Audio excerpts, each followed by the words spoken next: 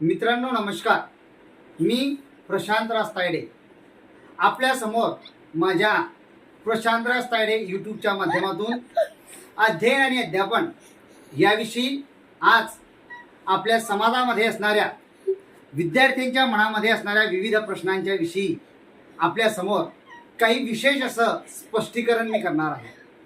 त्याचं कारणही तसंच आहे। आजचा विद्यार्थी हा खरंच अभ्यास करतो आहे का?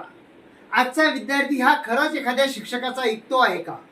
शिक्षक जाऊ द्या, पण आजचा विद्यार्थी हा आपल्या आईवडिलांचं ऐकतो आहे का? ही गोष्ट तुम्हाला आणि मला भेडसावणाऱ्या प्रश्नांपैकी सगळ्यात मोठ्या प्रश्नाची बाब आहे। त्याचं कारणही तसंच आहे।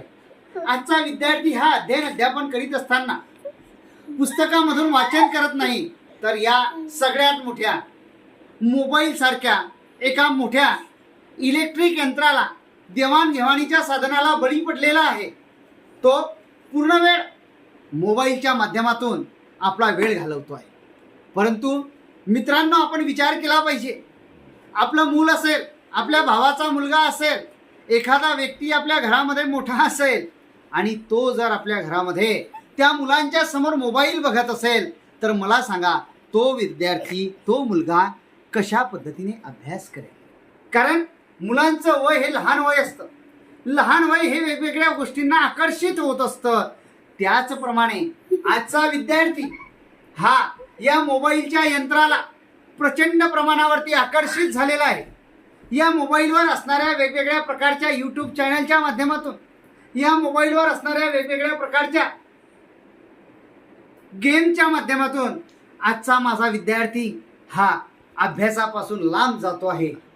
आणि हा विद्यार्थी जर अध्ययनापासून, अभ्यासापासून लांब जात असेल, तर येणाऱ्या आपल्या भारताच्या वैभवाला, जे विज्ञानवादी युग, विज्ञानवादी भारत आपल्याला बघायचा आहे, त्याला तीळ मात्र शंका आमच्या मनामध्ये येते की खरंच माझा आजचा विद्यार्थी येणाऱ्या काळामध्ये मोठ्या प्रमाणावरती या विज्ञानाच्या युगाला कशा पद्धतीने सामोरा जाईल। जर अध्ययन करायचं असेल तर माझा विद्यार्थी स्वतः अभ्यास करत नाही। माझा विद्यार्थी एखादा नवनीत घेतो, एखादा अपेक्षित घेतो, एखादं गाईड घेतो, त्यातून उत्तर शोधतो। पण जो अभ्यासक्रम आपल्याला अभ्यासाला दिलेला आहे, त्या अभ्यासक्रमावर आधारित असलेल्या पाठ्यपुस्तकातील एखादा धडा जर आपल्याला असेल, तर त्या धड्याचं वाचन तो करत नाही। फक्त काय पाहतो, तर या प्रश्नाचं गुगलवरती काय उत्तर आहे एवढंच पाहतो।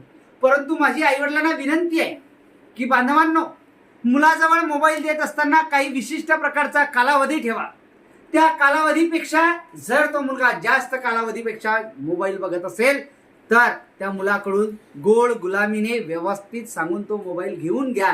त्याचे दुष्परिणाम, सगळ्यात महत्त्वाचा दुष्परिणाम आहे, जर आपल्या मुलाने सर्वात जास्त काळासाठी मोबाईल पाहण्यामध्ये वेळ घालवला, तर येणाऱ्या काळात त्याच्या बाल अवस्थेच्या नंतर जेव्हा तो प्रौढ अवस्थेकडे जायला सुरुवात करेल, किशोर अवस्थेकडे जायला सुरुवात करेल, तेव्हा त्याला सगळ्यात मोठा समस्यांना सामोरे जावं लागेल की त्याच्या डोळ्याची जी तेजी आहे ती कमी झालेली असेल। मित्रांनो, आयुष्यामध्ये डोळे फार महत्त्वाचे आहे।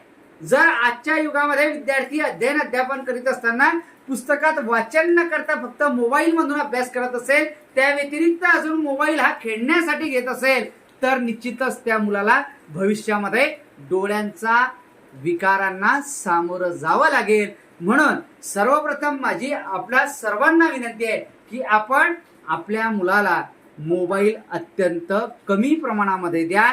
शक्य असेल जेवढा जास्तीत जास्त वेळ त्याला टाळता येईल, तेवढा जास्तीत जास्त वेळ आपण त्याला मोबाईल देऊ नका, ही आपल्याला नम्र विनंती करतो।